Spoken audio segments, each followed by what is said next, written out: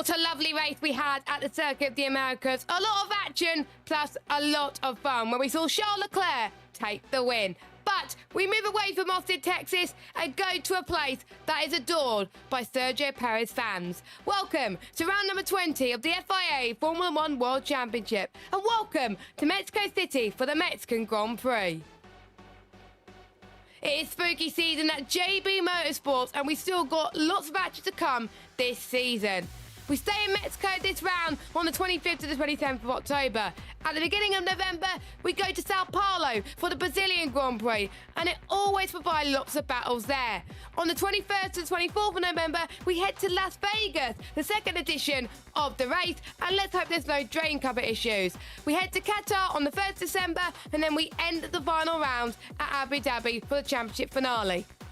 Max Verstappen leads the championship on 354 points, with Lando Norris in second on 297. The gap closing more than ever. Charles Leclerc in third on 275 points after his race win. Oscar Piastri in fourth on 247. Carlos Sainz in fifth. Lewis Hamilton sixth. George Russell seventh. Sergio Perez in eighth. Fernando Alonso ninth. Nico Hulkenberg in 10th. And Lance Stroll in 11th on 24 points in the Aston Martin. Yuki Tsunoda is 12th in the RB on 22 points, with Alexander Albon in 13th on 12 points. Daniel Ricciardo not racing this season, he's in 14th, with Kevin Magnussen in 15th. Pierre Gasly in 16th, with Ollie Behrman in 17th. Another impressive race for Franco Colapinto, he's in 18th, with Esteban Ocon in 19th. Liam Lawson got his first points of the season in 20th, with Joe Guan Yu and Valtteri Bottas yet to score in the Saubers. What can they do in Mexico City this weekend? Let's have a look at the Constructors' Championship of Dakota. McLaren are leading on 544 points, with Red Bull in second on 504. Ferrari looking to close up to Red Bull and be second in the Constructors' Championship very soon. They're on third on 496 points. Mercedes in fourth on 344, with Aston Martin in fifth on 86. Haas in 6th on 38, with Vita Cash-Up RB on 36. Williams in 8th on 17, and 9th is Alpine on 13, with Sauber the only team yet to score this season. Let's take a look around the Autodrome. Hermanos Rodriguez, 2.674 miles or 4.303 kilometers. 71 laps ahead of us as well. A fantastic lap time. Pole time last year, a 1:15.875. Exiting the Forosol Stadium then and booting it hard at the last corner, the Mansell Peraltada. Open up the DRS and you're straight down towards turn number 1 on the start of the lap. 871 metres from pole position towards the first braking zone. The engine is singing as you're 2,000 metres above sea level. Down then already from 8th gear down to just 3rd gear. First braking zone, a runabout under the 100 miles an hour board. Turns 2 and 3 through the Mercedes Solana corner. Speed you up as well into the second DRS zone when you reach 8th gear towards the heavy braking zone for turn 4. A good opportunity for overtaking here as you slam on the brakes down to 3rd gear as well. Into the Recon Rabac corner as well. The hairpin as well at turn 6 and sort of double barreled as well. Not really an opportunity for an overtake, but a great one to run you through the S-curves as well. Turn 7, 8 and 9, 5th gear, rising up to 6th gear as well throughout the exit as well. Keeping the speed through here is tricky. The car wants to dance around on you as well and to spit you out, but when you get it right, and especially the 2022 cars, it's absolutely fantastic.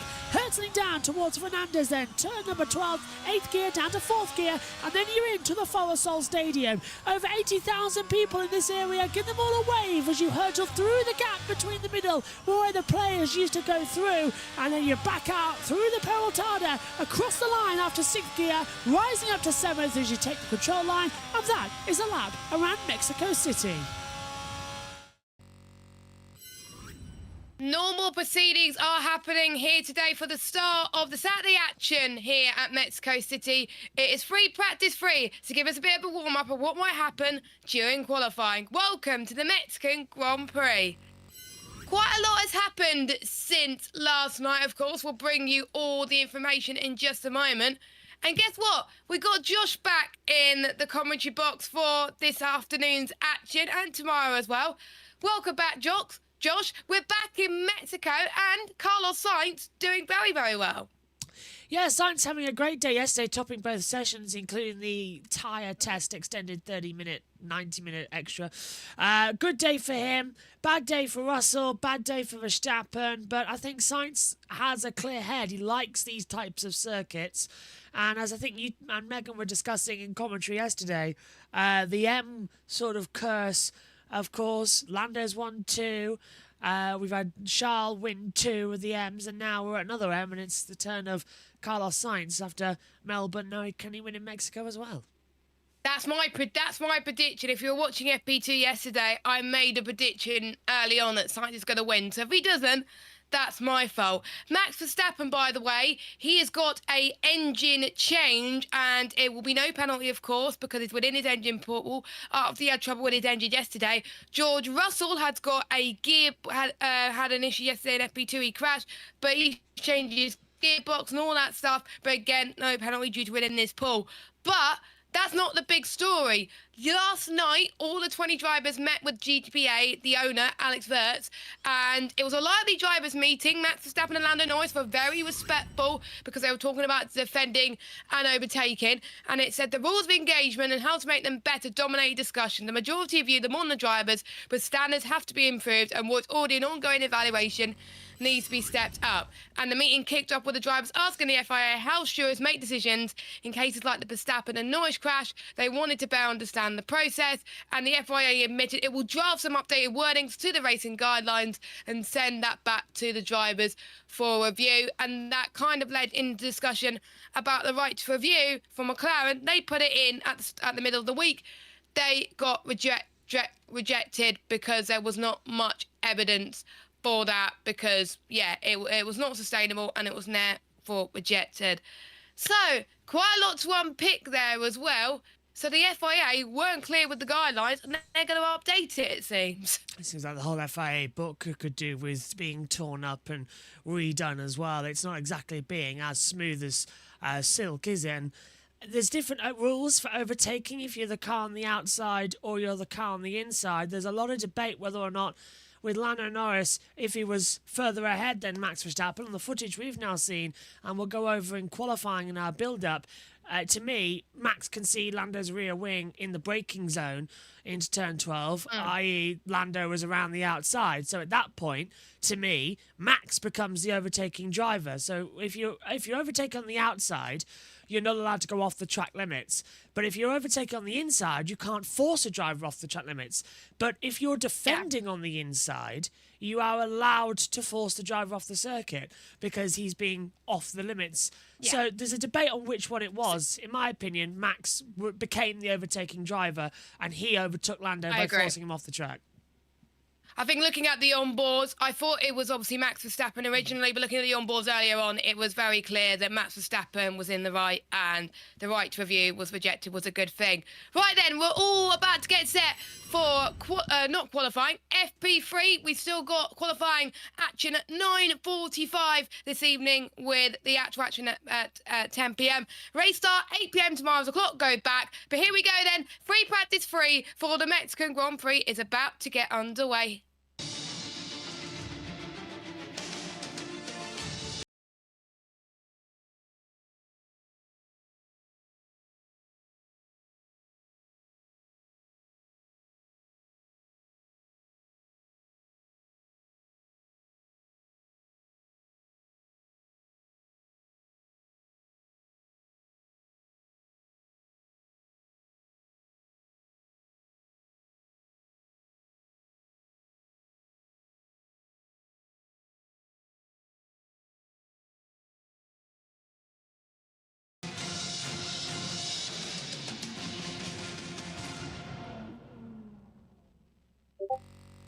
All set to go then for Saturday action at Mexico City. It's round 20 of 24 in 2024. 5 races and 2 sprints remain here to decide the World Championships of the drivers and the constructors, with the Autodromo Hermanos Rodriguez as well for Mexico City and round 20 of the season. We welcome you to what is an awesome flat-out circuit as well. 4.304 kilometres, 17 turns, 47.40% full throttle, 3 DRS zones for the drivers to get used to.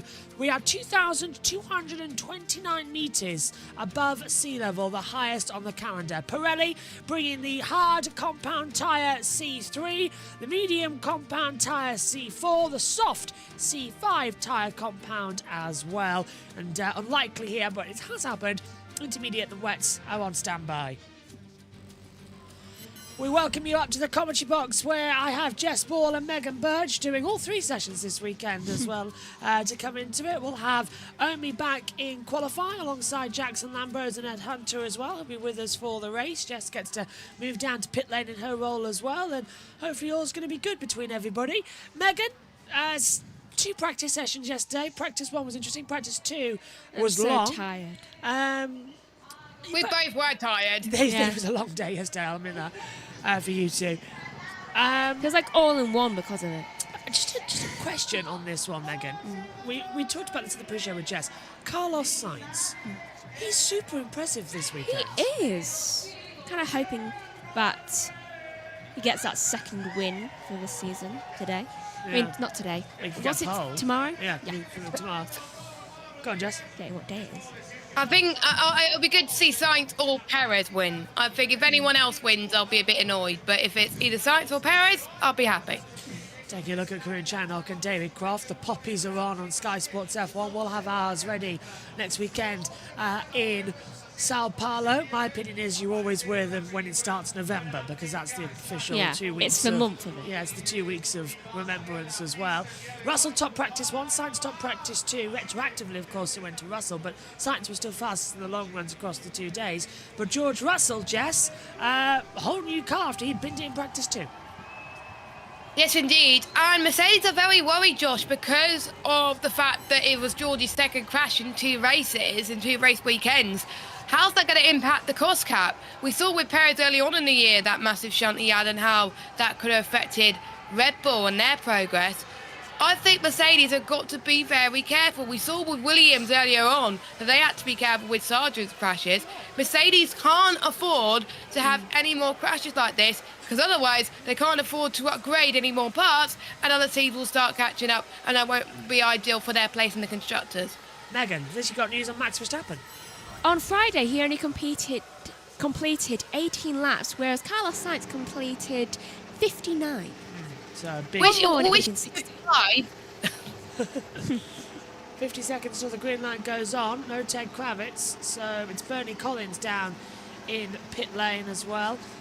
Carlos Sainz smiling as well. 5th in the Drivers' Championship, 215 points. Says that this weekend could be the weekend for him. And I believe there was some sort of Mexican hat on for one of his engineers as well. Since he seems to do well when he loses an organ, is there any other organs that he could lose at least lose a part of and him still function okay? Well, or maybe just a haircut would do him.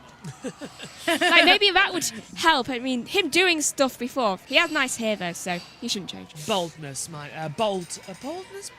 I've seen a thing where someone made all the drivers bald, and it's creepy for some of them. So, green light is going on in 3, 2, 1, and the 3rd practice session is underway here at Mexico City. Drivers will venture out of the circuit. I believe George Russell will be the first to venture out here onto the Autodromo Hermanos Rodriguez circuit as well. And it feels nice being back for practice 3 after taking Friday off. I know I sat in for half an hour of practice 1 and then I was here for the final 5 minutes of practice 2, but that doesn't count. Yeah, you didn't do any Friday. No, I didn't. And I was glad about that, to be fair, because I'm still recovering. You need a rest. I need rest. I'm tired today. It's hitting me more because... it's a shame you can't have coffee. Well, the wound's starting to heal, so I'm feeling the pain, and it's getting a bit swollen now as well, so yeah. Let's check in with the chat then. Hello, Philip, who says JBMotorsports. Hello, Phil. Hope you're okay. Siposky as well says, what's the latest on Max's and engine issues? They have replaced just said it. Yeah, they have replaced it. So it's a old engine spec that they're going into. Going forward as well. Hello everyone, I made it to my granddad's old place. Everything's plugged in. We'll just have to hold up the microphone and my phone at the same time somehow. Oh my goodness me. Ed, why don't you balance... Good luck, Ed. Ed, balance the phone on the Mac. See if that can do it somehow, and I'll just crop you if you want. But yeah, see if you can do that. Or we could just use Ed's picture, and he just has to worry about his microphone. Yeah, that's true. Actually, yeah. I feel like there's a minute cut on my thumb. It's something that feels so weird on my thumb. Here. Megan's got a bruise. No, that's the thing. I don't know what. Lando Norris, he got 90 minutes, so he's only effectively lost half an hour this weekend. And the same goes for everybody who gave up their seats in the first free practice session for the 5 drivers. Has someone generally knocked that? Because you're standing in... I'm standing in the right spot now. I've moved it back, look. I should not have a full arm's width. Yeah, our camera's been a bit knocked up here in the commentary box. Something's gone a bit askew. So I've moved I always have to tweak my camera because I have to move the mic around when I race and stuff. So I always have to tweak my camera. Was it knocked weird when turning off the light? No, I think the camera got in its wrong position when I moved it down there for when I was in thingy. Oh, that makes sense. So I'll adjust it in between practice and qualifying. I mean, I've moved it more towards me, so where I stand now in the commentary box is where this flag ends. So the camera should be where the flags are, so I can easily walk off stage, you see, if I need to be in a little corner to look at something, or white nose. And then literally where the table is where the flag is aligned. So I know if me and Megan stay in our table widths, we're in shot, which is why we're huddled together so much. But yeah, the camera moved somewhat. So George Russell's just been told on the AI transcript team radio that you can see back home. So box, practice pit stop and switched off, just to remind you he's first gear in the pit lane. He has done that and come into said pit lane. Max Verstappen with the first set of times now coming through as well. There's not much data, so let's open up speed traps for you and take a look at how Max Verstappen's going. These are the live speeds of the drivers out there on the circuit. Basically, we've now got the ability, we've shifted all the data into the columns and we've put hotkeys on them. So we've got the full battle screen where it shows everything, but now finally we've got the ability to show individual data tabs, which is really good. Yeah, really good. Over the line then comes Max Verstappen, and it's a first lap time of the day of a 1:18.397. Also, everybody complained that they couldn't see the best lap time in the session because it was just a block. So now you can see it, and you can also see all the drivers' times as well as the interval between each driver. So that is good. Yes, there we are. It's all sorted now. We've done a lot of work in the 4 weeks in between Singapore and Austin. I feel like we did a work. Because I was bored and I had a long time stuck in bed in hospital. I got a question to ask you, Josh, because you weren't here when me and Megan discussed this as well. James Vowles was speaking to the Sky F1 team, and when he was asked about Franco Colapinto going to Red Bull, RB, sorry, you could see his eyes were a bit, he was trying to hide something. So, is there a possibility that we could see Colapinto maybe not at Sauber, but in another team? It's interesting you bring this up, and I was hoping somebody would. I was going to lead the conversation on to something about Colapinto if we got bored later, but I watched Colapinto's interview from the F1 show with Martin Brundle just before coming into the commentary box here today, so I completely caught up. And Martin said, you've got 5 races left now, but are any of the teams talking to you about a possible drive next year? And he said no. Yeah, Franco Colapinto said no, because there's no room for me. All the positions are filled. So we're waiting on 2 drivers, effectively 3, which is Sergio Perez at Red Bull, whoever's going to get the second RB slot, if it's still going to be Tsunoda or Lawson. And Sauber. Yeah, I think Sauber. it's going to be Bottas I think Bottas, Sauber, and RB is going to be another unknown. It depends if Perez goes or not. It's either going to be Valtteri Bottas or Teo Pourchaire at Sauber, in my opinion, because you can't deny Pourchaire.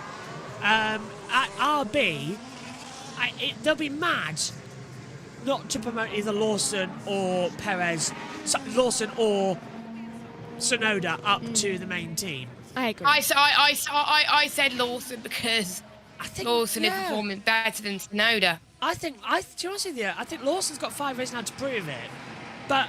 Exactly. So they're going to announce helmet marker. I've seen on Twitter. They're going to wait until the end of the season to decide who's going to get that seat.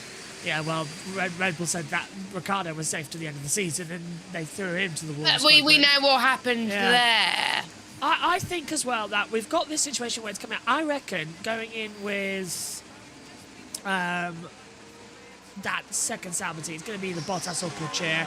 RB are going to fight amongst themselves, but I definitely think Perez is gone, and I definitely know that Zhou Guanyu's gone. Zhou says that it's the car.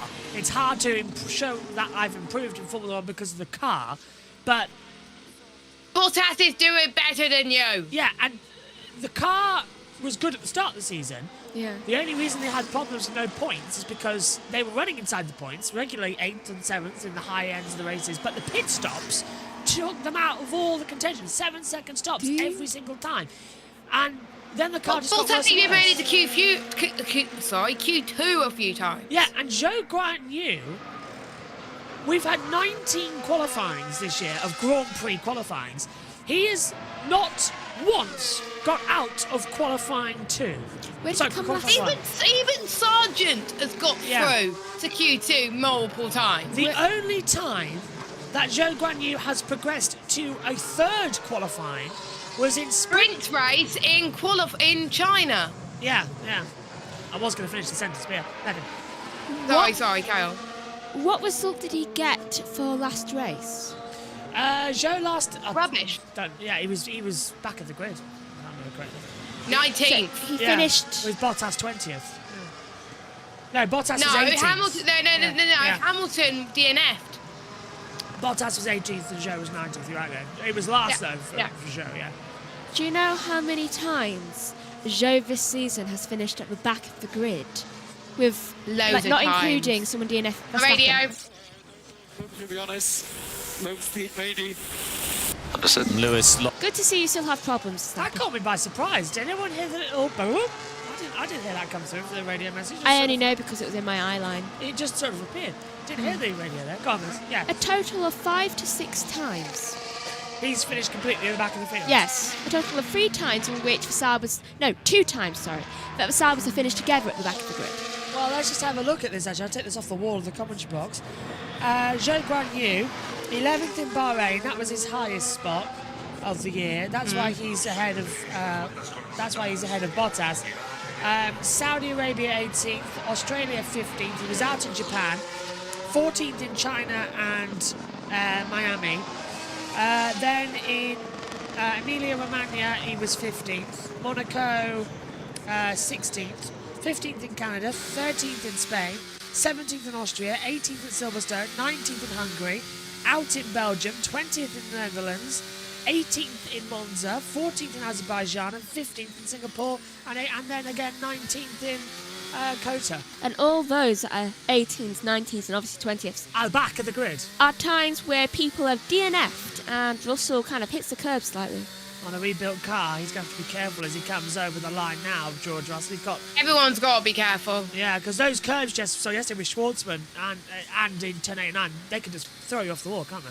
He knows it's better. Speaking of Schwartzman, it was funny because he got a 5-place grid penalty for a race he's not even going to do. Joins Jenson Button as the only other driver who has that penalty with no contract drive. Yeah.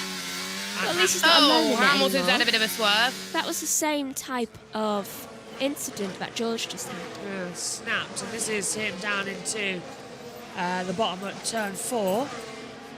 Retour Ricard is turn 6. Fernandez at turn 12. Perotard at turn 17. The S is Monsina Solana is turn 1, so we just call it the Solana triple. Crazy. I'm so gonna mess up. Solana corner. Yeah. So gonna mess up and end up calling that salami. Yeah, and then you get the S's through the back half of the circuit as we see Andrea Kimi Antonelli, who in both practice sessions in his Formula 1 career have caused a red flag.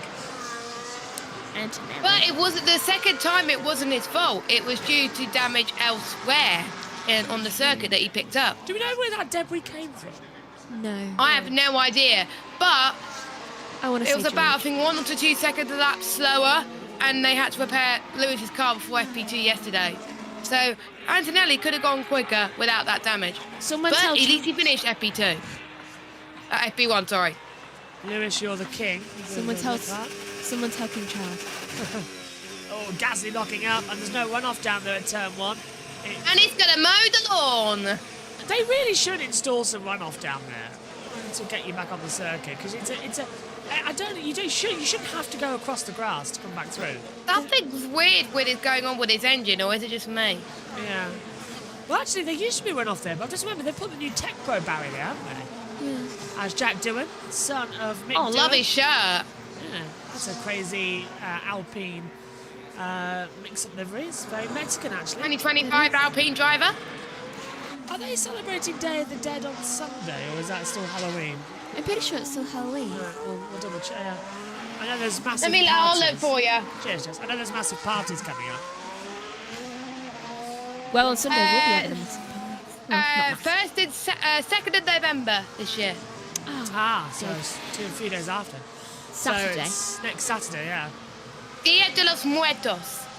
Oh, that's very good. I would try that, but I don't think my mouth could get around the syllables at the moment. What's a Spanish word for death? Muertos. Muertos, there you go. Did you do Spanish, Jess?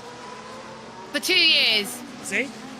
And yet I can't remember much of I French. got a C in GCSE. And the reason it was easier to learn Spanish because there are some words and phrases that are similar in French. Because it comes from the same root. I don't know why, So but that- I find it easier to learn languages that don't come from like Spain or like France for some reason. Well, because I can do I'll just pick up Hungarian. random words. And I was can speaking do a with tiny bit of Russian. Megan yesterday. Yeah. I was speaking with Megan yesterday. I tend to say some words in a foreign language more sometimes more than I do English. I wonder, that's an interesting topic actually. I wonder how many, like, obviously we talk English, but I wonder how many English words that we use in our everyday vocabulary actually are other languages. Well, a lot of our language is Cafe. either Latin or Germanic. Yeah. Cafe's one. Parfumé, that's another one as well. I mean, I would say what I usually do, like I do a poutine, that's French. I'm going to redo it with the poutine actually. I'm going to do a proper poutine, not just my one. Oh, So with cheese, yeah. And Oh, bueno. I want Kinder now. Someone get me some hazelnut. We don't have any hair. C. We have hazelnut chocolate spread. We have Nutella. True. If we didn't have Nutella, do you reckon I'd be standing in his comment box right now? I'd be out the shop buying some Nutella. Either that or if you didn't have Nutella, I'm pretty sure it would go into like Hyperactive shock. that, among other things. It's like Homer Simpson when he doesn't have BRTV. Look, yeah, no Nutella and no crisps makes Joshua something. He really was going crazy without crisps. I am going crazy without crisps. You still eat them. I don't. I have to. I can't. Right. I don't know if you've seen me. It is not what I do. I cannot eat crisps. I have to literally lick all the flavouring off and suck the potential. It says about 20 minutes. It's not eating crisps. I may as well smash them all up and put water in them and eat them like Weetabix. You should try that. No, it'd be disgusting. I have Weetabix for breakfast. Now, Jess, do you have hot milk or cold milk? I used to have hot milk, but it was disgusting. So I think from when I was 7 onwards, years old, I had cold milk. Now, here's the thing. Every time I've tried Weetabix, I've always tried it with hot milk because I thought it's the same as porridge. I'd wonder if I'd like it if I tried cold milk. You should try it. I like it with cold milk because it's very refreshing. It kicks off your day. I like it with cold milk. I'm going to have to try this because the thing is, it's wheat, and I like wheat products. I like Ovaltine, I like Breakaways, I like wheaty products.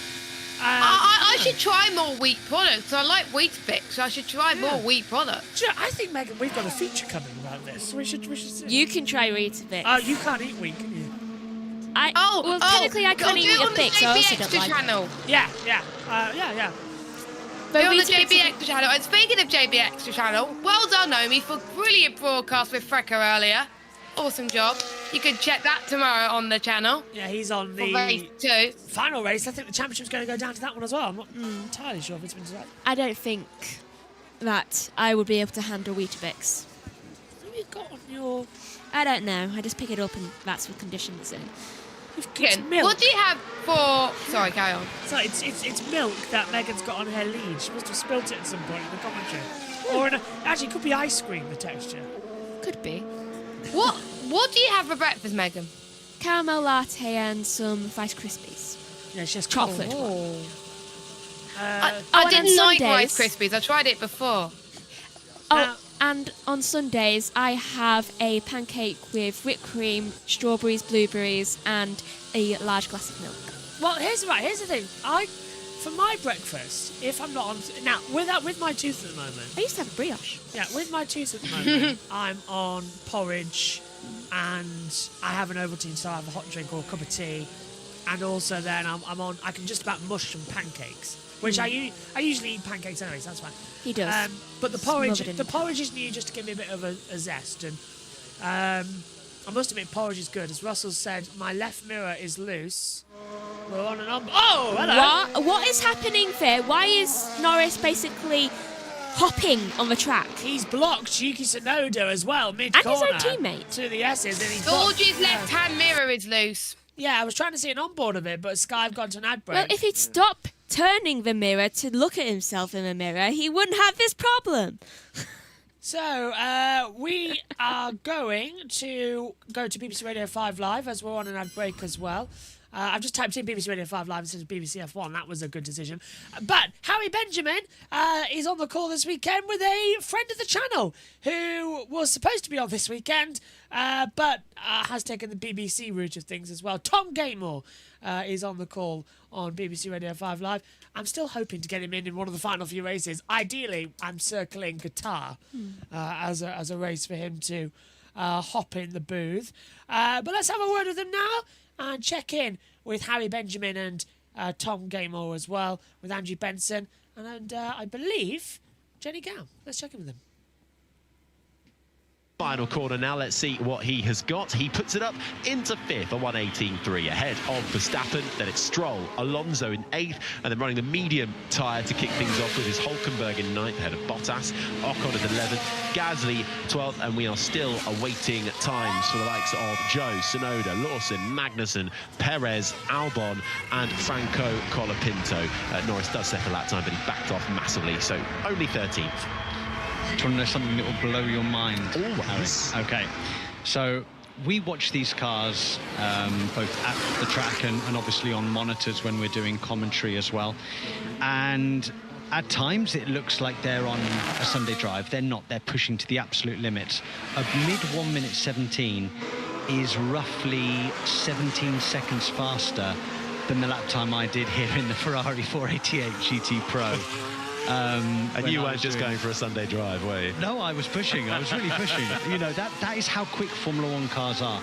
They are so fast. 17 seconds in, what is it, 2.8 miles, something like that? Which is outrageous. It's absolutely mind-blowing, isn't it? Yeah.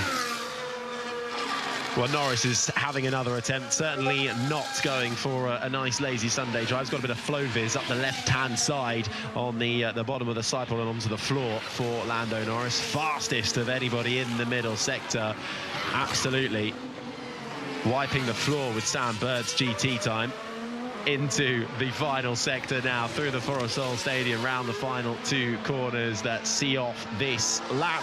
And what's it going to be for Norris now? He's got a proper lap time in. It's a 1:17.902 behind the 2 Ferraris, slots into 3rd. Yeah, McLaren looks good in the middle sector, but Ferrari looks stronger generally in the final sector in the slow speed. I don't know whether that's purely just slow speed grip or whether they're holding on to their tyres a little bit longer. Interestingly, Norris looks very, very comfortable though on the apex curbs at turn 2 and turn 3. He's able to take a lot of curb at turn 3, something that the Red Bull normally can't do.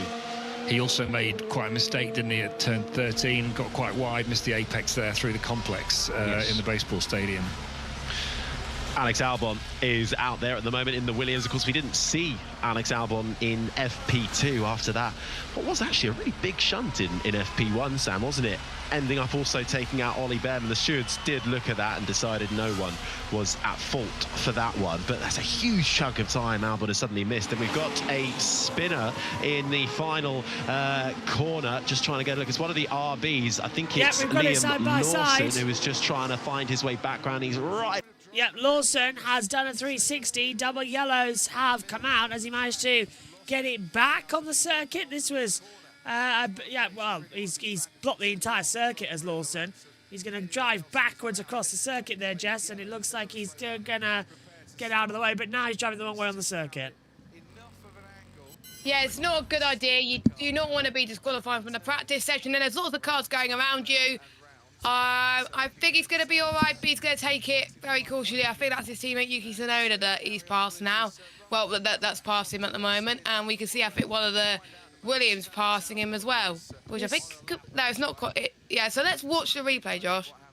So he's going to clip the curb, Megs. I reckon he'll lose on acceleration. He's already snapping it. Also, go on. It's always the end of a curb that gets them. Bang on again. Just loops it around. This was a few moments ago, apparently, we're being told. So this was during our ad break that BBC Radio 5 Live picked up.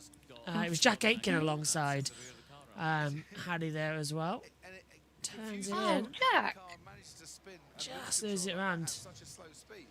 If that happens in the race, as well, it's going to be bang in the middle of the circuit. I'm worried about that get a crash. Yeah, I'm worried about those type of accidents to come through. Even in this practice session, we had a Haas right behind. Lawson radio. Anything we need to look at, Liam, or you know what's happened? No, I know what happened. Got on the curb. Ran out of talent. Perez goes into 7th, 118.292. Now, we were talking about breakfast before we had to give over. Yes. Right, so, for my breakfast, at the moment I'm having porridge with some nice bit of jam in it. That gives me a bit of energy. I'm having some pancakes and Nutella, just little Scotch pancakes I put in a toaster, because I can mush those without having to chew. And then I have either a water or a very still lemonade, or just something to, or tea, as I say. But my usual breakfast, if I can actually chew, I'm really upset because I usually have it a couple of times a year on a Sunday. As Megan says, the pancakes, the proper big style American pancakes with Nutella, cream and strawberries. He has the Nutella. I love the Nutella. I despise Nutella on anything but itself. Yeah. But I often... You just have the whole jar, Megan. She would just have the whole jar, yeah. Oh my God. Not a fan of chocolate and pastry. But Do you like chocolate donuts, though? I do enjoy a good, only on a Sunday and only every couple of weeks if I'm because we're busy during the European season. But I enjoy a full English fry at breakfast. So, egg done on both sides, sausages, bacon, hash browns, beans, some bread, and a couple of mushrooms. Love it. That sounds like heaven. And I haven't been able to eat that for so long. And do you know what I was craving the other night? What? My apple sausages. Oh, yes, you told me. The apple and pork sausages. Oh, yeah. They are delicious. Get them from Sainsbury's, don't you? Oh, when you're better, we'll have some. Yeah. And done in an air fryer. Not done in fat, just in the air They fryer. retain my God, so air much of their fryer. size. Oh, they do it all. There's a suspension work going on now down in the pit lane for, I believe, Pierre Gasly, as Bernie Collins is reporting on it as well. Yeah, I despise pain au chocolat.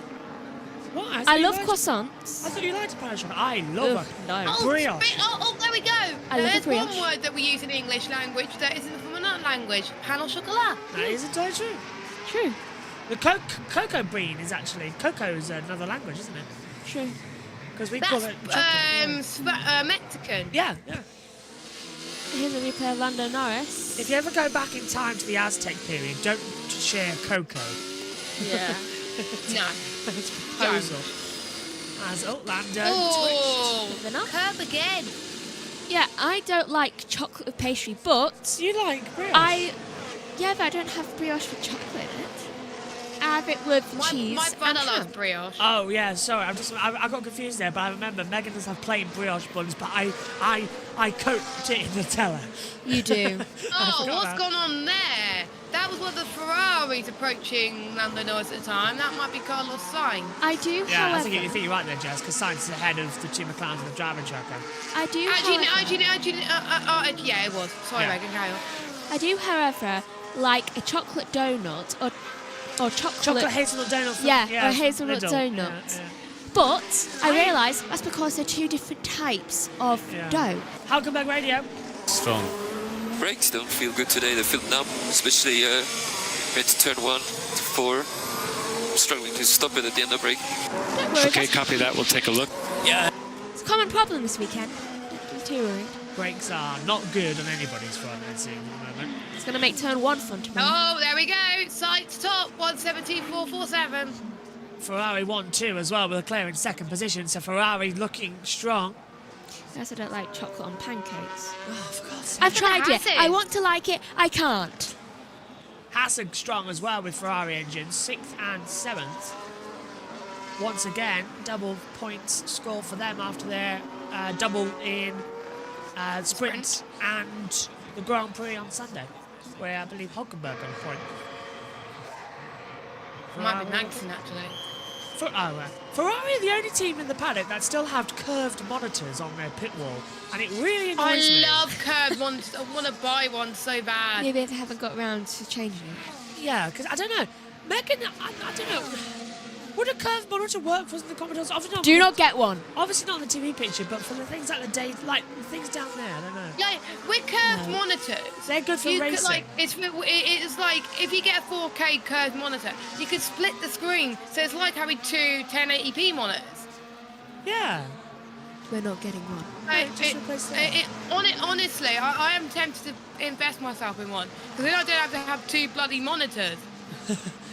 We have 1, 2, 3, 4, 5, 6 monitors here because we've got 2 monitors that are back in the house that we haven't put back up yet. Bloody hell! I have 2 in my bedroom and I have 1 monitor in my home office. Let's go down to James Vowles and the Williams team principal pit wall with Crofty. What is the run plan for this session? And can you tell us why you waited 20 minutes to come out with Alex? Yeah, the run plan is we're going to do medium then soft. That just means we have the maximum amount of soft tyres for qualifying. You can see there's a split in the field. There's quite a few of the teams up front that are pretty much going to have one less soft, but they've probably got the pace to get away with it.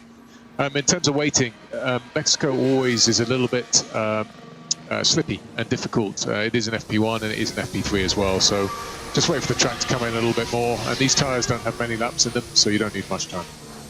And James, just on that, I mean, obviously Alex missed most of yesterday's running, really. So was there ever a conversation about just giving him an extra run in that first 20 minutes just for him to get in the rhythm a little bit around here?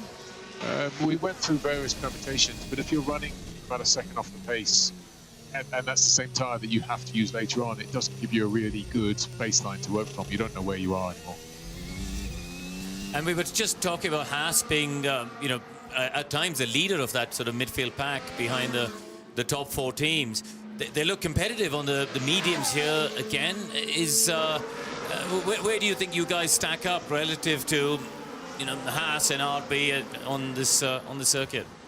Good question. I think Haas, they put an update on in Austin. It seems to be working. There's updates that many teams have put on, but I would say in the case of Haas, it does look like they've managed to move forward relative to the rest of us. I think once it shakes out in qualifying, it'll be within a 10th or 2, so a little bit closer than what you're seeing right now. And is this track one of those pace-dependent tracks whereby you see a lot of 2x2x2 in qualifying, or is it a track where a driver can outperform the baseline of the car? Oh, Crofty, you fall into the trap of saying a driver can outperform the car. Well, I'm not an engineer, James, so I always believe they can. It's a good question. I think it's one of the ones that separates more team to team because the power unit has more of an impact here at this altitude. So you get a little bit of more separation because of the power unit, which then puts you a little bit more into a team order.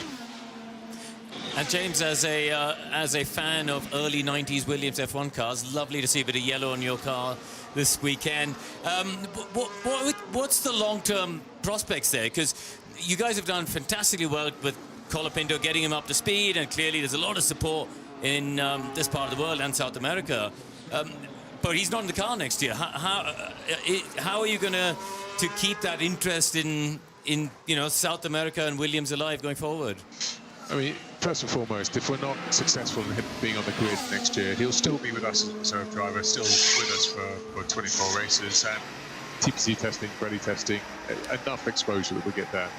Answering the question, though, obviously the primary goal is, can we get him on the grid for 25? And not sure at this point. Thanks, James. We'll speak to you a little bit later on. I think he had... James Vowles there on the pit wall. Megan's knocked off her windshield again. Would you just put it back on? Esteban Ocon, Jess, through the Foro Sol Stadium. Those curbs are lethal today. Honestly, I could rant so much about the sausage curbs. Get rid of them! They're not needed. They're not. They're a nuisance to Formula One. It causes accidents. More harm than good. I don't like the fact that we have to go round the Foro Sol Stadium either. Hang on, can I take a look at that? Formula E's different. Yeah, it almost looks like the Formula E part of the Foro Sol Stadium has been blocked up. Yeah. I wonder how they're going to restore that for next year. Not next year. Oh, December, yeah. Oh, no, it's next year. January, yeah. So, closing up. No, December. Or is that Brazil in December? That's Brazil, yeah. If I tell you who does like the Foro Sol Stadium, the fans who pay money to be in the grandstands, that's true, but I just wish it was better. Sao Paulo is the first Formula E, yeah. So they've got to fix Mexico for next year in January. Mid-January, I believe. I've tried my best to get tickets for London again. December 8th is the opener of Formula E. That's Saturday, by the way, of Formula One in Abu Dhabi. So. Oh God, that's gonna be busy. Actually, no, it doesn't clash at all, does it? Yeah, we haven't had the schedule out yet, but some of the sessions might rub up against each other. So, yeah. Probably Megan will be taking some Formula E's of like part one of qualifying, things like that. I usually do. Okay. But the race should be fine. Because that's way that's what later. I mean. I'm talking about the races. Yeah. Apart from London, every year. That's because they always put it with Hungary. Yes. Every year.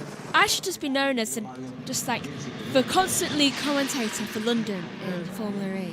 For qualifying and practice sessions. And occasionally Germany. Like next year? Yes. Points remaining then. 26 in Mexico, 34 in Brazil, 26 in Vegas, 34 in Brazil, in Qatar, 26 in Abu Dhabi. Total of 146 points available. 57 the gap in the championship. Come on. Lando needs to win at least 1 or 2 races. And Max needs to lose a few. I said Max will have an engine failure at this circuit. High altitude, and he's already having problems. Good. They have swapped the engine back, though, as I say, to an older spec. But he's ran out. Remember, Max had problems early in the year with power units. He took a penalty because he went over to a 5th unit, and he lost one after, in Australia. So Max really is on the back foot here. He really is struggling with it. Here's a replay of Hulkenberg. Round the same part again. Locked up into Foro Sol. Hulkenberg radio. By Funk 4, turn 13. What? Aye. Hulkenberg says on the radio as well. But what? Try Funk 4. What the hell's that? Oh, whoa! Oh! And too enthusiastic. Charles Leclerc. He's thumbs up. Quite the roll. Yeah. That is Charles Leclerc. He gave the thumbs up, he's fine. Has he ever thought of being a stuntman? That is Carlos, who is Ferrari's chief pit operator for the pit lane. He does the lollipop light signal and the calling the drivers out for each side, tripping over his own feet, backwards barrel rolling with Charles Leclerc coming towards him. I give that a 9 out of 10. So do I. For performance. Quite well done. Yeah. Oh, I've got a race there tomorrow. I'm dreading that corner. Funk 4 is function 4, as Ed points out. Good point, Ed. Oh, by the way, the reason why I want Max to, not finish the race tomorrow is because that championship needs to tighten up. I don't know what it is about the championships. MotoGP doesn't want to actually win. They just keep stalemating each other into eternity. Well, the gap's 22 points now going into tomorrow's Thai Grand Prix. So but it's just going to... Yeah, but if Martin crashes out and Bagnaia wins, all of a sudden we've got a 3-point What if they crash advantage. each other out? It stays 22 and then Martin... Is that the final race weekend, MotoGP? No. So if Martin crashes with Bagnaia, basically we go to Malaysia next week with Martin being able to have one chance on the championship. It's looking a bit more likely that he'll go down to Valencia. If they all crash out in the remaining 3 races, and including the sprints, then Marc Marquez would be champion. We've got 3 Grand Prix and 2 sprints left. Marc's 78 points back. He's still not totally out of it. He'll be out of it after tomorrow. No. So after tomorrow, Marc will be out of the championship contention. Not totally. No, will be, yeah. How many races are left? 2. 2. So including that's this one? 50. No. 3 races left, 2 sprints. So that's 50 points plus. 74. Yeah, and Marc's 77 back. So after tomorrow, It was 70. No, 77 back. So Marc after tomorrow will be mathematically Well, ineligible. he needs to get 3 more points on him. Yeah, I don't think it's going to happen. Let's go back to Well, if he 5 wins. Live. Talented individuals that have come through the ranks, proven themselves, and Liam Lawson. I am excited about Liam Lawson. I think he's driven pretty much everything and anything, and been quick in everything he's ever done. So I'm tipping him for really good things. I remember him doing very well in a DTM season, I think, with the same year Alex Albon took part in it. I think as he well. just missed out on the title to, was it Maxi Gotts? That sounds about right. Yeah. And he lost out at Norrisring in the final race of the season. And that was his first year in DTM machinery, His only German year in touring DTM. car, exactly. And I think that was the same year as Alex Albon had his sort of sabbatical in DTM, and he beat Alex Albon. So I think somebody like Albon's going to have a bit of pressure piled onto him next year once Carlos Sainz comes into the team as well. Talk of Lawson, his teammate Tsunoda is on the medium tyres, just put it up into 3rd. Tsunoda's been going quite well so far this weekend, has been right up there in the times. It's Sainz though, still fastest. Going to see what else he's got though. He's on an outlap at the moment, along with Charles Leclerc. Tsunoda pops up to 3rd. Norris, Piastri, the top 5. Perez is in 6th ahead of Hamilton. Russell is 8th. The 2 Haas cars of Magnussen and Hulkenberg 9th and 10th. Verstappen, who hasn't done too many laps, We has haven't he? seen very much of Max Verstappen at all since the very first 5-10 minutes of the session. He's sat in the pits an awfully long time. Although he has done, according to the timing, 16 laps out there. I was going to say, So- we haven't seen him on telly. Yeah, But he's done 16 so he laps. has done. It's actually almost the most of anyone. So we've If we just haven't not seen seen him, him. it didn't happen. So clearly they're not too troubled down there, but he's not chasing out like lap time just yet. Down in 11th, only ahead of Stroll. Colapinto Alonso's down in 14th. But really, it's been the blind leading the blind in terms of what's going on in terms of the pecking order this weekend, because yesterday was a little bit of a write-off with that tyre test, and not to mention it was just a messy day yesterday with so many crashes and red flags. So today is really the first proper inclination of where we might be in that pecking order, and right now it really is going Ferrari's way. Now, Andrew, maybe you might know a little more on this. Leclerc's just coming around the final corner now and actually finds time, 17 thousandths of a second now clear of his teammate Carlos Sainz. Now, Ferrari didn't declare any upgrades in Austin last time out, even though team principal Fred Vasseur, the weeks building up to it, was alluding to there being an upgrade. But of course, they only have to declare any upgrades and alterations that can be seen on the exterior, right? So there is a bit of rumour, a little bit of gossip that maybe there was something that we just didn't see and they didn't have to declare. I don't know is the answer, Harry, but I think so. I can't answer that question, but what I can say is that Ferrari introduced a new floor in Monza, and although it was for Monza, which is a very specific type of high-speed low downforce circuit, it wasn't meant to be just for Monza. It was a sort of holistic upgrade for the car, aimed at addressing the issues that they had with the floor that they introduced in Spain, which they then had to abandon. And they believed it would help their performance everywhere. It's just that Austin was the first track that wasn't of a similar character, so fundamentally sort of slow corner biased, for example. So because you had a run of tracks, you had Monza followed by Baku followed by Singapore, all tracks where Ferrari typically go well, and where this particular Ferrari, its strengths in slow speed corners are emphasized. So they went to Austin thinking or hoping that it would translate to a circuit of a sort of wider range of corner speeds, and it did. So I think just because their performance looked so good on that kind of circuit doesn't necessarily mean they had to have a secret upgrade. It was just evidence of the previous upgrade working really well. And now back in Mexico, although the SEs are quite high speed, most of the corners here are slow speed, and it's high downforce. So it's a Ferrari style circuit. So I'm not that surprised to see the Ferraris trading times at the top. I don't think they'll have half a second on the field, which they have at the moment, and nor do I think Yuki Tsunoda, who will be third in qualifying, which he is at the moment, and was yesterday, I believe, in P2 in that crazy, exciting Pirelli tyre test session. But let's not forget that Daniel Ricciardo qualified really high up in the RB, not that it was called an RB, last year. Yeah, he finished fourth here last year, Daniel Ricciardo. Yeah, exactly. So maybe this is a sort of secret circuit that RB have the key to unlock. I don't know. I do think. Thank you very much to the guys as we take a look at Franco Colapinto, who's currently 5th. Going well at the moment, isn't he, on the circuit? Let's hear from him. I hit the floor quite hard, exit of 3. Yeah, we saw it in the data. We'll have a look at it when you come back in.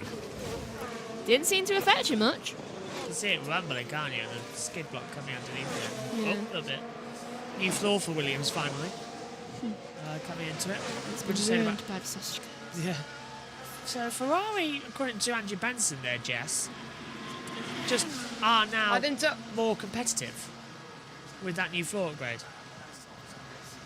Hey, sorry, what team are you talking about? Andrew Benson said that Ferrari had introduced their new floor at Monza, but then they went to circuits where their car was already going to be good at. So the first time we actually saw the big improvement was at Kota, because it's a circuit where historically they don't go like that. Yeah. Honestly, Ferrari are just thinking about the future. They're not focused on the championship. They just want to make sure their car is suited, and their strategies have improved as well with Ferrari, which is very exciting. The team is definitely growing in a way as well. As I was saying last week, they could be contenders for P2 in the Constructors' Championship again, to McLaren or even Red Bull. The top three are still undecided in terms of the Constructors' Championship. It's not between just Red Bull and McLaren. Ferrari are in this as well. Don't count Ferrari out. I think everybody in Formula 1 nowadays have come into it from Drive to Survive, and even normal everyday fans will always think, oh, the Drivers' Championship is the big one. When in reality, No. It's the Constructors' Championship. That's the one where the money's dished out. That's where the money's given for the cars. Have you seen where Albon is? Albon's up into 4th, Colapinto 7th, Williams going strong again here as well. But yeah, it really is the case of the Constructors, I think for once, deservingly, is taking the centre stage in the championship. It's where a battle can actually be commenced. And I quite like it, because I think Max is going to be world champion, but I'm more interested in who's going to be the Constructors' champion. Because that... I think there's nothing stopping Matt. It's like 2009, yes, where Verstappen had a really good start of the season. Well, Jensen had a very good start of the season, right? Had a poor middle half and ending, and he still won. Yeah. It's like that, but there's more team in contention this time. There's more drivers in contention. That's the only difference. And that does mean now, 2025, last year the regulations as things stand before the new active era comes in for 2026, and the smaller cars, the lighter cars, 2025 has the time to be one of the best years ever in Formula 1, similar to 2021. So everyone goes, yeah, but why are we changing the cars then?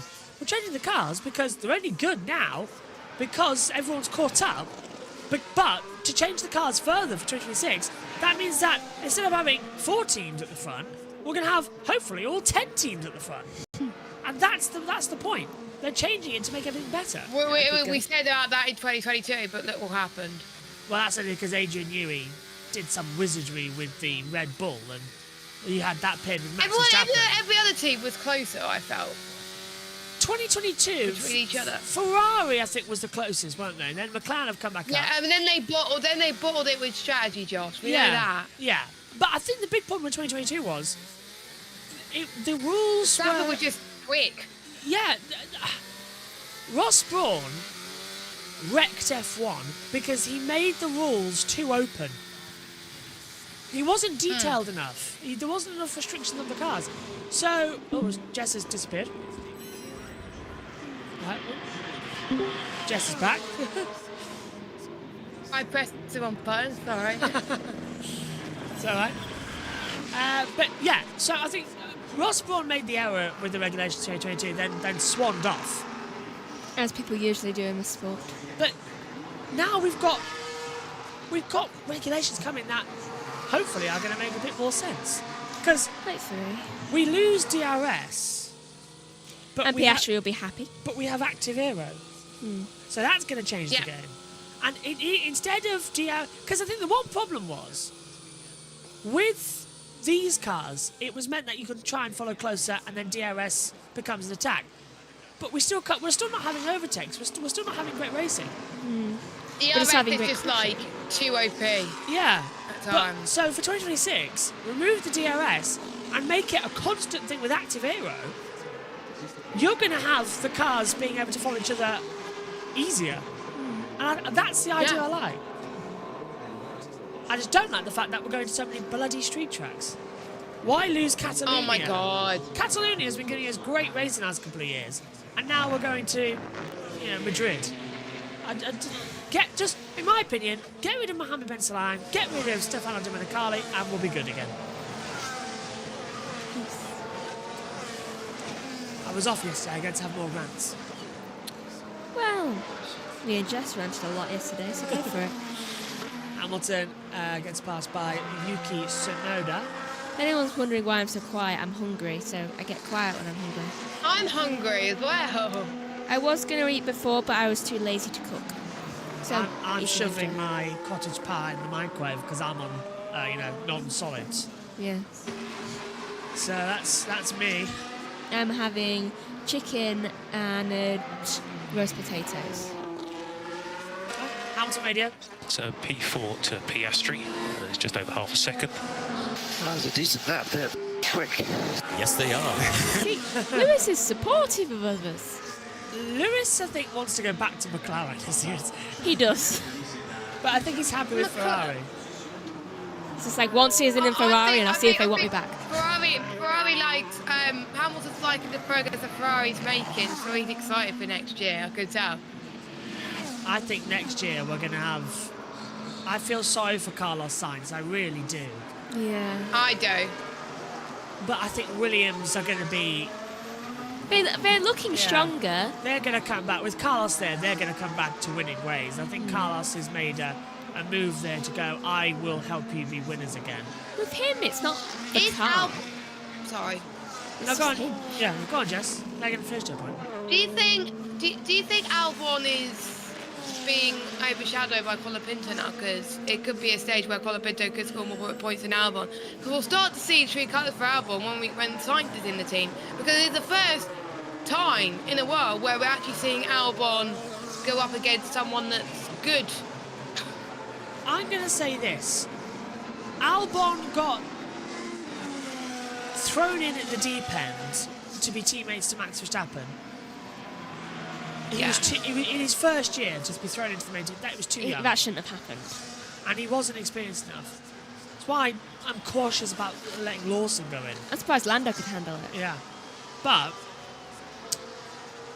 I think Albon... Well, Sainz had the offer. Sainz had the offer to Red Bull and he turned it down.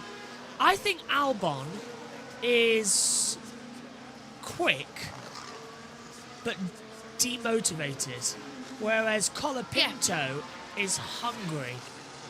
He's got nothing to lose because he knows he's not going to get a seat anyway. He's trying to prove himself for not next year, but the year after.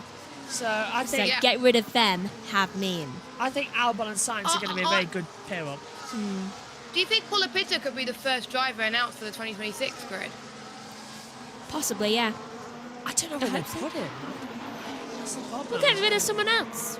Look, in my opinion, the drivers that need to leave Formula 1 are Zhou Guanyu, Lance Stroll, and Sergio Perez. Sargent's already gone. Yeah, Sargent. I'm glad you never mentioned Alonso. Look, Alonso's waiting for 2026. I'd happily wait to see Alonso to see if he can do something. Alonso's there until the new regs anyway. He can wait until he's the oldest F1 driver ever. Well, he's going to be the first ever driver to reach 400 Grand Prix. This is his 400th Grand Prix weekend for Fernando Alonso. It is the same for Alonso. Alonso still hasn't lost his spark. He's patient. Although, I don't know why, because he's only started 395 Grand Prix, and it's his 400th Grand Prix weekend. He hasn't started 5 of those races. But that's because there were quite a few weekends where he was there, but... Yeah, a first one dawns to mind of the United States in 05. Didn't start that one. So I don't know how they can call it a 400th Grand Prix, because it's not. It's 400th Grand Prix weekend. Yeah, his actual... By that logic, Abu Dhabi, is it? 97, 98, 99, 4... No, 400 would be Qatar. Qatar? Where he had a podium. His last podium in Formula 1 came in Qatar. No old guitar. No, hang on. Alonso's last podium was last year. I forgot he was on the podium in Bahrain, and then a couple of times again. Oh, yeah, in the first 3 races, Alonso, we thought was going to lose the podium, then it got in Saudi Arabia, then it got reverted back. Yeah, and everyone thought that Alonso might actually be a champion again, and you were losing your mind. Yeah, we were like, oh, Alonso's going to do well, yay, and then Aston Martin ruined it. I had hope, though, with Adrian Newey there. Yeah, but then we remembered that he's alongside Lance Stroll. People have had championships with teammates that like Lance Stroll. Exactly. Max has won it 3 years running with Sergio's teammate. Exactly. It can't be that hard. Hey, Josh, can you put it into battle screen, please? Yeah, sure. Check something. Thank you. This is Perez through the Forest Stadium. Talk of the devil. Why is Sauber? Why is a Sauber literally just sitting there? I'm trying to see which one that was. I think it was Bottas. That would be Bottas, yes. He is literally just stopped on track. He's coming in the pit lane. Really? He's not moving? He's in pit lane now, look, on the time screen. Pit out, so he's doing a practice start and exit. Why was he sitting there like a duck? Have you met Valtteri? He likes being ducks, remember? Think about it. True. Think back to his calendar. He also likes kicking away books away from Zhou Guanyu. It's very slow down there. It looks like there's a magnet. It was water. Yeah. This is Magnus into the Forest Sol, down at turn 12. Oh, that was almost flashbacks. Over that curb again. No flashbacks to anything in F1, just the F1 game. You hate that part of the circuit, don't you? I do. I always forget to brake. Obviously, Russell completely got in your way in Sector 3, and he was on an in-lap. I'm not sure about that. Sorry, where was Russell? Hülkenberg made a mistake. Was Hamilton there? Was he even in? There's no one there. Russell isn't even anywhere near him. No, that is very bizarre there. They're a sector away from each other. That was Mark Slade, who is Magnussen's race engineer, telling him. They're on the opposite sides of the track. Russell's at turn 3, Magnussen is at turn 9. Can't even say, oh, we got mixed up between Red Bulls, because Hamilton ain't even out there. Mercedes. Yeah, Mercedes. It's just I'm so used to Red Bulls being the problem. Yeah, I agree with Ed, by the way, that the 5 live commentary did sound like Sam Bird. I don't know if Jack Aitken's in there as well. But maybe we're all in the party. Sounds like Sam Bird. It must be a lovely place to have dinner. What? All those little umbrellas. Oh, inside the Forest Sol Stadium, yeah. At this point, you get to see Crash live. Forest Sol is going to be quite interesting. And of course, that's where the podium ceremony is going to take place. Not on the start-finish straight. It's in the Forest Sol Stadium. 118.324 for Esteban Ocon, he's in 17th place. On board with Charles Leclerc, who's on a cool-down lap. Leisurely drive. It's a McLaren 1-2 with Piastri ahead of Norris. That's the interesting bit as well. Really rap. Some time ago. Qualifying coming up later. That's going to be the big kick. I've just seen a really good quote by Carlos Sainz. What? Oh, we can't do the Skypad analysis today. Oh. We don't have the touchscreen. Shame. I just realised because it's, yeah, it's F Max. Yeah, this work. There's no grip, front and rear. Yeah. And Max does not like there's no grip. Carlos said, if it wasn't going to pay off, I'm not up to it. Good quote.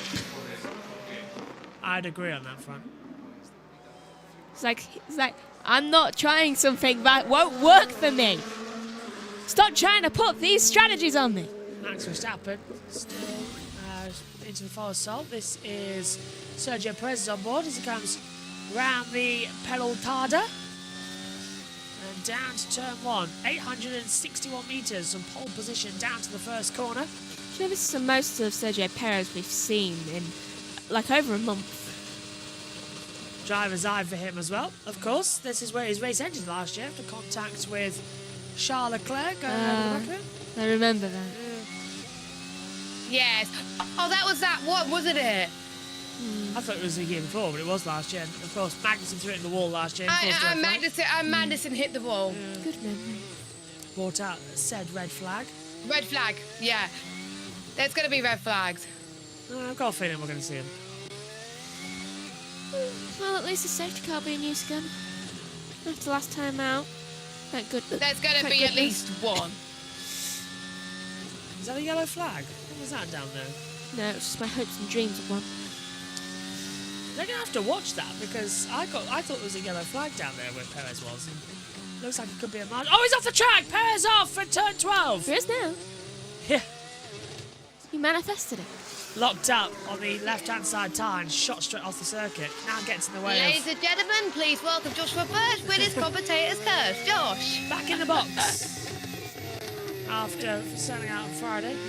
That to me is a clean bill of health. Far from it. I'm tired standing here right now. I'm tired too. With my stool broken, I'm having to stand up more and more, and I don't like that. Get a chair. No, I can't be bothered. I'd rather have my stool back. It's perfect height for me to sit down and kneel. At least I'll be in pits for the race. Yeah, you and Omi are going to be down in pit lane. We'll have you... Oh, we're doing the team thing again. Yeah, I'm just going to work out what point to do that to avoid pit stops. Go on. I wonder how Max feels being beaten by Lawson, who's only in his second week. Yeah, and that's in the low-speed corners. That's 1, 2, 3 down there. I'll be faster than Red Bull. Shock. This is Perez's lock-up again. Now I got the curb. Final lap in. Yeah, there is no potential on the front to attack the braking. They've done something. I wish Crofty was shut up during the radio. Rant time. I've had enough of these curbs. They are damaging to the sport. It's annoying. We could see some red flags, especially this bit where we saw it with Lawson. Just get rid of them, please. Tight pit entry here as well. That's always going to be something to watch. Get rid of the tight pit entry as well. There we go. Red agreed.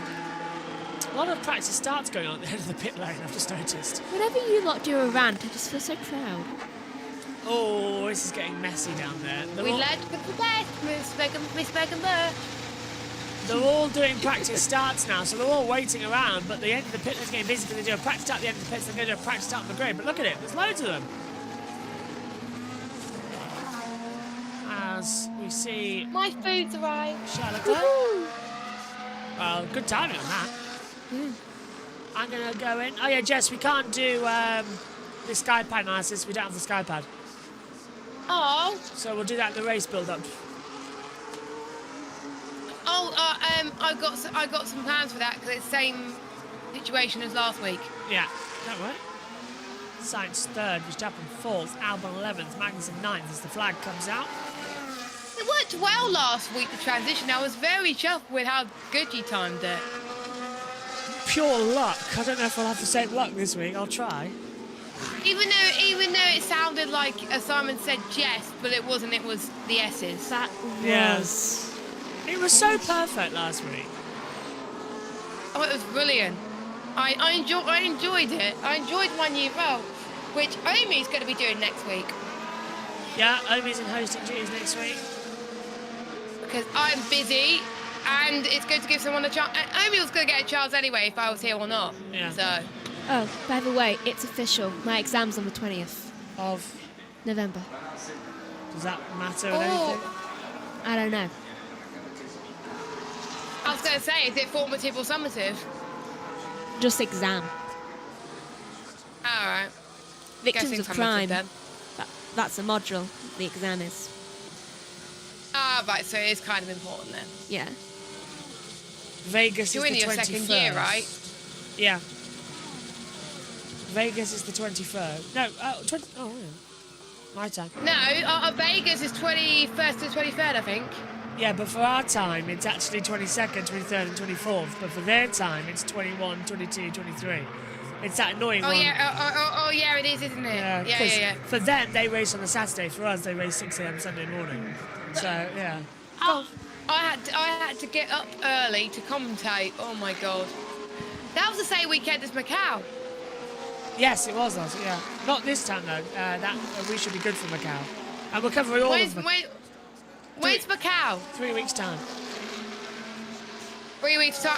So that is that is 16th and 17th, right? 14th to the 17th, yeah.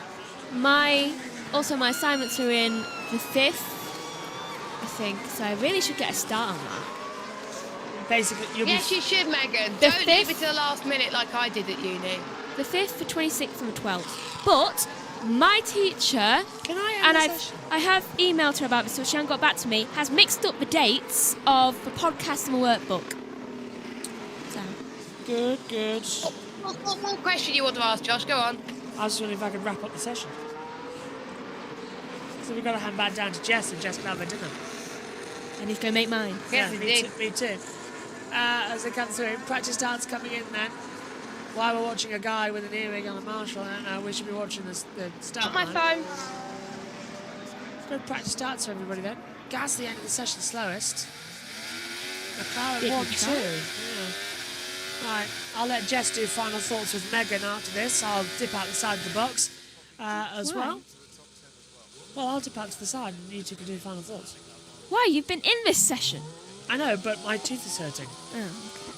Fair. It's same situation as most of the sessions last week where we did that. Yeah, I do the session. You weren't here for the pre-show. That's why I had to do the pre-show with Jess. I'm only supposed to do the sessions. Let's wrap it up. Well, Food is waiting for all. I'm waiting for the music to come on to find out the end of the session as well. I never wait. My food is getting cold. Let's jump the gun because I think they're going to come on now, actually. Here we go, finally. Oscar Piastri top 10, practice 3 with Lando Norris in second, Carlos Sainz third, Verstappen fourth with Hamilton fifth, Leclerc 6th, Tsunoda 7th, Russell 8th, Magnussen 9th, and Lawson rounds out your top 10. Albon's 11th and Bottas 12th, Colapinto 13th, Perez 14th, Alonso 15th, Hülkenberg 16th, Stroll 17th, Ocon 18th, Zhou 19th, and Gasly rounds out in 20th. At the end of the session, Piastri then tops 3 different teams and 3 different drivers have topped all 3 practice sessions. Qualifying is up next. Jess. Thank you, Josh. We'll get our final thoughts from Megan in just a second. But Megan, McLaren seems to be ramping up the pace to Ferrari. We could see multiple teams in qualifying fighting for pole position. We could, and I think that'll make it quite entertaining to see. Yes, indeed. So we have not long to wait until we find out who's going to be doing well in qualifying and who is not. You can join us at 9:45 UK time for the build-up to qualifying and then 10 p.m. for the main qualifying action. For myself, Jess Ball, Joshua Birch and Megan Birch, we will see you in just a few hours' time for qualifying for the Mexican Grand Prix. Take care, stay safe, bye-bye.